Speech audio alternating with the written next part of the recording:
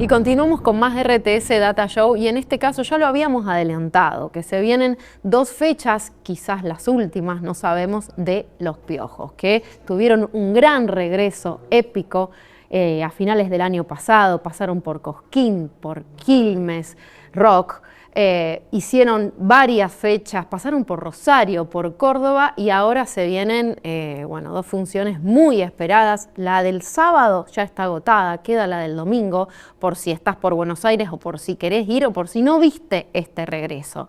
Y para hablar de este regreso, estamos nada más y nada menos que con un escritor y periodista, Juan Cruz Revelo, de aquí de la ciudad de Rosario, en realidad de Junín, pero que ya está aquí anclado en Rosario y que escribió un libro sobre los piojos.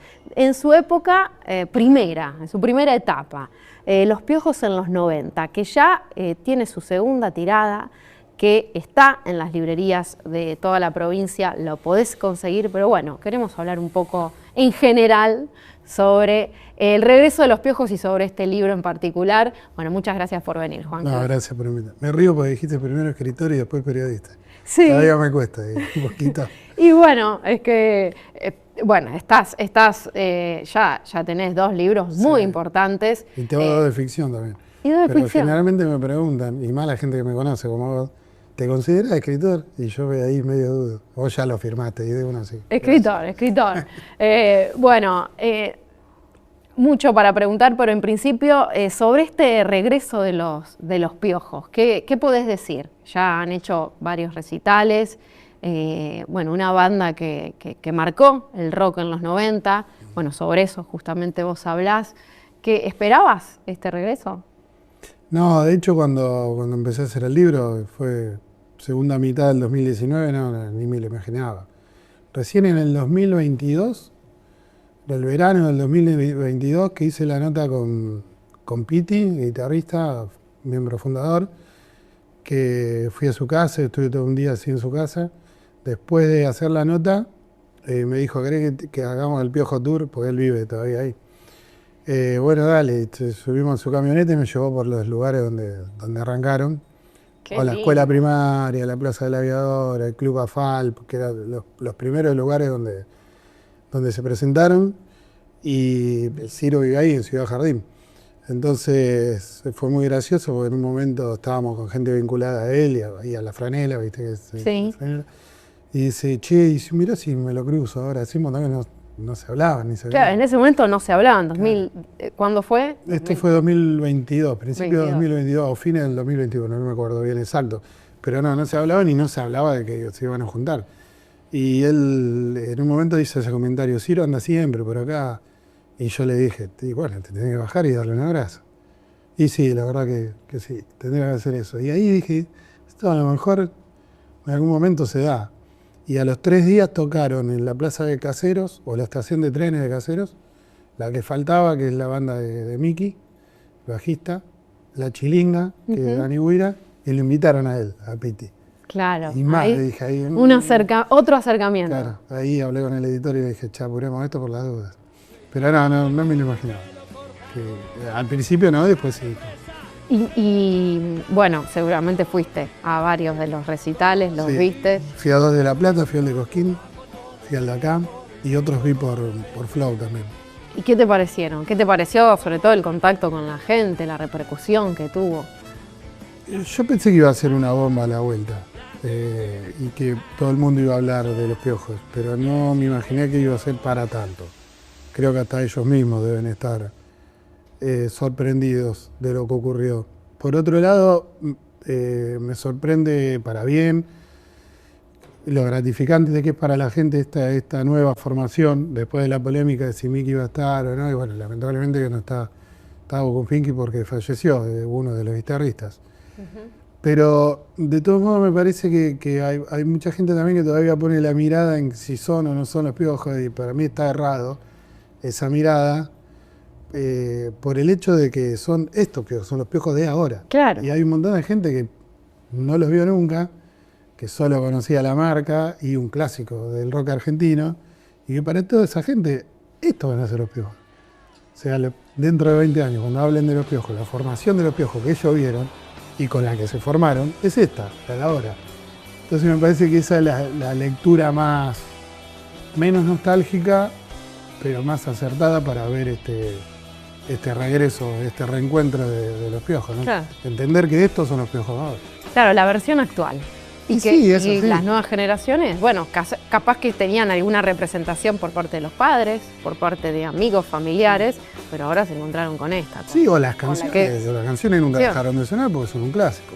Totalmente. Y bueno, y es esto, para ellos van a ser estos piojos. De hecho, me pasó en presentaciones del libro, sin ir más lejos, en Cañada de Gómez el sábado, bueno, la que hicimos acá, las dos que hicimos en Buenos Aires, que eran chicos muy chicos, y un montón de padres con hijos, madres con hijos, un montonazo, y otro montón de gente que dice, o por ahí estos mismos chicos te dicen, no, los piojos son mi vida, pero ¿cuántos años tenía? ¿O cuántos años tenía cuando se separaron? 5, 6, 10 años. Claro. Y toda gente que no los vio, entonces que creció con la canción porque las escuchaban o en la casa o en los medios, y su formación de los piojos va a ser esta. ¿Por qué decidiste escribir sobre los piojos? ¿Qué fue lo que te generó fascinación de esa banda? Yo no me considero fan de la banda, me parece que me queda bastante grande esa etiqueta. Sí me considero alguien que tiene factores emocionales grandes vinculados a la banda, porque es una de las bandas que escuchábamos mucho con mis amigos en nuestra preadolescencia y adolescencia, y que viajamos bastante a verla en la etapa de los 90. Después yo tenía un proyecto mucho más ambicioso, eso por un lado. Por otro lado yo tenía un proyecto mucho más ambicioso de escribir sobre el rock en los 90 en Argentina, un proyecto que desarrollé, que presenté en la editorial, que lo aceptaron, pero bueno, eran 6 tomos. Solo no lo podía hacer y más que, bueno, sabemos que con un trabajo solo no alcanza y muchas veces los periodistas tenemos 700 mil trabajos y no hay que poder estar 9 horas por día escribiendo sobre algo. Ahí interviene tu rol como periodista. Claro, claro. La vida. Lamentablemente es así, porque si no hubiera hecho esos 6 tomos, con 2 amigos, Mavi Sosa y Ezequiel Ruiz, que yo los había convocado para ver si les interesaba, y se ocuparon 2 amigos que viven en Buenos Aires. Mavi es de Tucumán, pero vive en Buenos Aires, Ezequiel es de Buenos Aires y vive en Buenos Aires. Pero bueno, en ese proceso de desarrollo de esta idea, yo sobre los piojos tenía bastante avanzado. Un poco por esto que te cuento y por otro poco porque me parece que Andrés Ciro es una persona que como artista tiene una pluma, que sobre todo creo yo en esos primeros 4 discos, tiene una mirada o una forma de describir lo social, la cultura del trabajador, lo urbano, cómo se vivían los márgenes, que no era tan frecuente en el rock argentino, había sido frecuente en los 70, algunas pinceladas en los 80 con algunos autores, y en los 90 hay una generación que retoma esta manera de escribir, y Ciro me parece muy interesante de ese lado. Y creo yo que también la élite intelectual, pongámosle, siempre lo miró de costado en ese sentido, y tiene poco reconocimiento. Entonces también tenía ganas de escribir sobre ese perfil de Ciro. Por supuesto que en el medio, si escribo sobre ese perfil, está atravesado como los jóvenes de los 90 vivimos esa época desahuciados, si querés, con poca contención sociocultural, y bueno, y como pasó en muchas otras partes del mundo y en Argentina también, ahí estaba el rock para contenernos, y los piojos son parte fundamental de esto que estoy describiendo, y me parecía interesante hacer ese corte en los 90, porque además en el 99 sacan su primer disco en vivo, que además es su primer disco con sello propio, pues empiezan a ser independientes. Seba Albatero, que era miembro socio fundador, y justamente es el despegue hacia los estadios. Pasaron de ser una banda de barrio a ser una banda súper popular. Y en todo este condimento, también el cantante se transforma en una estrella pop, entonces también algo de eso hay también. Claro. Bueno, interesante esto que decías, que analizás también el contexto social, sociocultural, económico de ese momento, es decir, como que los piojos son una puerta de entrada para hablar de la cultura en los 90. Sí, y pienso en la cultura en general, así yo, me parece que no... Bueno, hay productos que... No, ni siquiera los productos más masticables son ajenos a los contextos sociales. No.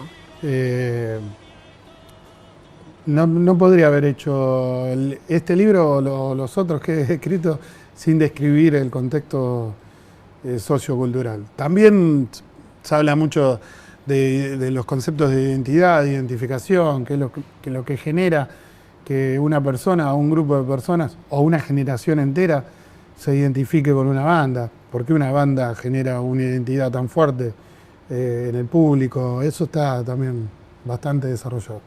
En el proceso, bueno, recién contabas un poco de lo que fue empezar a escribir, donde el Piti te hizo recorrer el barrio, evidentemente hablaste y pudiste entrevistar a él. ¿Cómo fue? ¿A quién más entrevistaste para construir? Todo el contexto, los músicos, todos. Ciro no participó en ninguno de los libros que se escribieron de Los Piojos. No quiso hablar. No, ni Ciro ni Pocho, que son quienes siguieron juntos, ¿no? Pocho es el manager.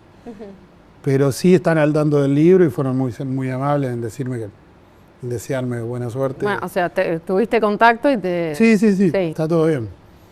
Creo que está todo bien. No me hicieran saber que bueno, que no. No, bueno, pero ahí no acompañaron. De hecho, cuando tocaron de sorpresa en Casa Brava, me crucé con varios de ellos y me preguntaron. Yo justo ese día presenté el libro en el marco de la muestra de fotos del fotógrafo oficial de Los Sí.